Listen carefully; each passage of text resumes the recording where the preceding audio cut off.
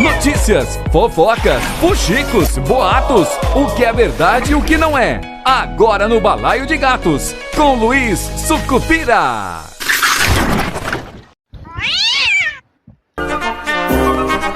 Ovo de Sucupira. Tenha paciência. Olá, ouvintes! Olha, vou começar hoje mandando um abraço para o meu amigo Joaquim Filho, ouvinte do Balaio de Gatos, taxista, tá? Encontrei com ele lá no Açaí. Na saída, estava lá ouvindo o Balaio de Gatos, nos reconheceu e nós paramos um pouco para bater um papo sobre a política de Iguatu. Foi muito bom. Um abraço, Joaquim. Obrigado aí pela audiência e por compartilhar o Balaio de Gatos com outras pessoas. Vamos lá, que hoje tem novidade. Aspas. Vou continuar a campanha até o fim, com dignidade, denunciando os 30 anos de atrasos que sofreu essa cidade nas mãos de duas famílias, ponto, fecha aspas. Essas foram as palavras de Sá Vilaroca, candidato do PSB de Iguatu a prefeito. Ontem eu conversei com ele antes dele embarcar de Fortaleza para Iguatu, onde conversou com o senador Cid Gomes e lá recebeu a informação que o deputado Marcos Sobreira e o ex-deputado Marcelo Sobreira resolveram passar a apoiar Roberto Filho, candidato do PSDB à prefeitura de Iguatu. Tenha paciência. Como eu disse, aconteceu sem aviso prévio, tá? Mesmo assim, o Sá não vai abrir mão da campanha e me garantiu, na conversa que eu tive com ele por telefone, mais uma vez, né, de muitas nas quais ele diz a mesma coisa, que está firme até o final. Cid vai manter a candidatura de Sá, como havia prometido, mas deixou claro para o Sá que enquanto ele for candidato, não vai pedir voto nem para ele e nem para Roberto Filho. O partido também não vai retirar a candidatura de Sá. Ou seja, abandona o barco Marcos, Marcelo, Pio e Sobreira, ele vai ter que trocar o vice, né? Indica, mas não vão afundá-lo, ou seja, não vão retirar a candidatura do Sá. Tenha paciência. O Sá segue mantendo o mesmo discurso que começou a sua pré-campanha. O mesmo, tá? Na conversa eu percebi que ele não estava nervoso, nem zangado, respiração normal, fala pausada e segura. Curta, como é do estilo dele, e muito focado. Tranquilo, para quem levou uma puxada dessa de tapete. É aquela história. Se eu não acredito mais na candidatura que eu estou apoiando agora, por uma série de razões, isso não importa, eu tenho que comunicar à pessoa que isso está me incomodando, que eu não compartilho mais desse sentimento, que eu acredito numa nova caminhada e informo que a minha decisão será essa. Assim é muito mais, digamos, correto, não é? Honroso, decente, não deixa mancha, né? Não repete aquilo que a gente já viu em 2020, agora só que de uma outra forma. Mas o sentido é o mesmo. Agora, você saber disso através de uma notícia dada por um jornalista, um radialista, o João Inácio, saber pela imprensa, realmente é muito chato, tá? É muito chato. Então, politicamente, foi mais uma pisada de bola, tá? Para quem pretende continuar na carreira política, né?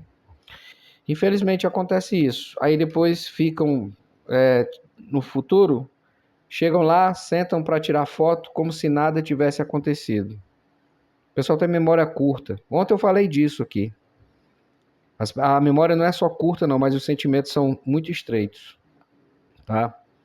Enfim, a palavra é dignidade. E o Sá definiu isso muito bem. Vou continuar a campanha até o fim com dignidade. Foi o que ele disse. E eu concordo com ele. Bom, a decisão de Cid de não apoiar nem o Sá, nem Roberto Filho, pode ser interpretada como uma tentativa de se manter neutro, ou de evitar associar sua imagem a uma disputa que pode se tornar polarizada ou desgastante. Isso também enfraquece a posição de ambos os candidatos, já que Cid é uma figura política de peso, e sua ausência também pode impactar a mobilização de eleitores. Talvez sim, talvez não, principalmente porque agora, recentemente, ele gravou áudios, inclusive, dizendo que o Sá seria o melhor prefeito para Iguatu. Por outro lado, a decisão de Marcos Sobreira de permanecer com Roberto Filho sugere que ele acredita que essa aliança, para ele, seja mais vantajosa, politicamente, financeiramente, enfim, ou viável, mais viável ainda nesse momento da campanha. Para o Sá, a escolha de continuar até o fim, mesmo sem o apoio de figuras importantes, demonstra determinação. Isso me chamou a atenção. Mas também pode indicar uma campanha desafiadora pela frente, né? Ele mantém as candidaturas também dos vereadores que estarão com ele ou junto com ele dentro do partido. Enfim, sai um apoio importante, mas ele ainda consegue manter a estrutura funcionando. Vai até o fim. Não importa o percentual, mas vai até o fim. E acaba talvez se tornando a oposição mais original possível, porque com certeza não tem o rabo preso com nenhum dos grupos que ele se refere como fulano filho e cicrano neto, tá? Em termos estratégicos, o Sá precisará encontrar maneiras de compensar a falta de apoio de Cid e Marcos, né? Seja fortalecendo suas próprias bases, que nesse momento é muito complicado, ou buscando novas alianças, o que ainda é mais improvável, ou seja, mas o cara está determinado.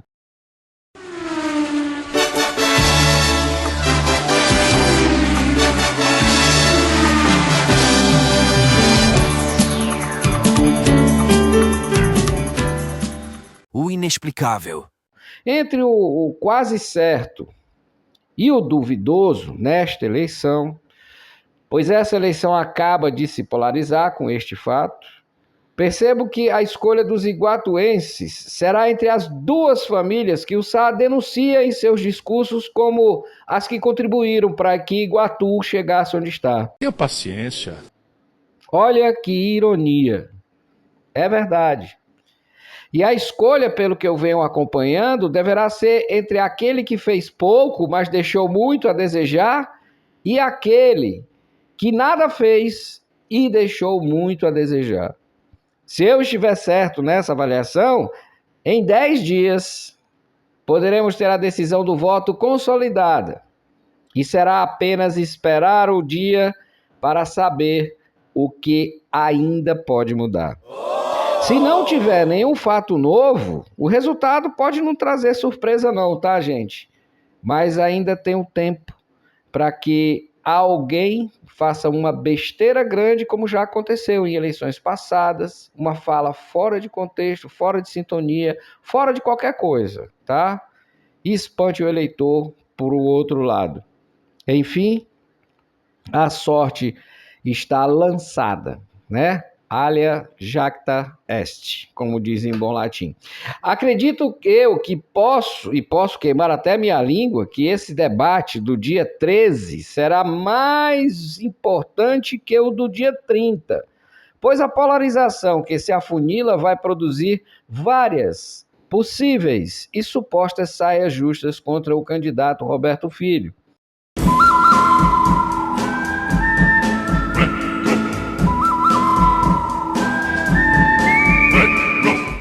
Tem gente chegando no debate, olhando para ele como um cara com um alvo colado no peito. É o que vai acontecer. Primeiro, Agenor, que depois do discurso do Roberto Filho, o acusando de estar envolvido em tortura, foi mexer com uma coisa que o Agenor não está envolvido no processo. O candidato é Ilo Neto, mas mexeram com seu pai, e as dores de família normalmente são tomadas pelos filhos também, né? Depois vem o Augusto, nosso meme vivo, nosso Justo Augusto, que atribui a impugnação de sua candidatura a Roberto Filho e se justifica por ter sido o fato, né, da denúncia de suposta irregularidade, a questão da pensão da mãe de Roberto Filho, que seria a causa de toda essa ação.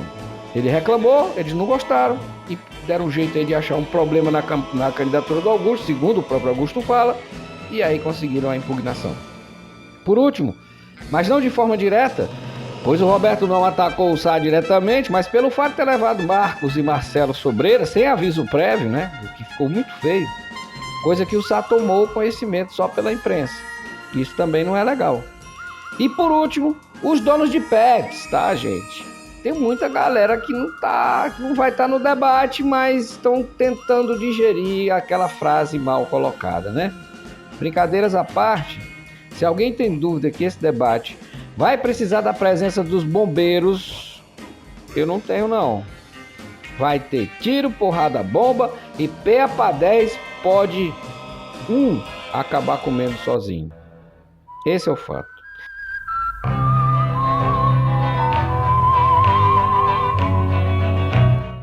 E falando em P para 10, amanhã eu quero falar sobre o comportamento de algumas militâncias nas redes sociais.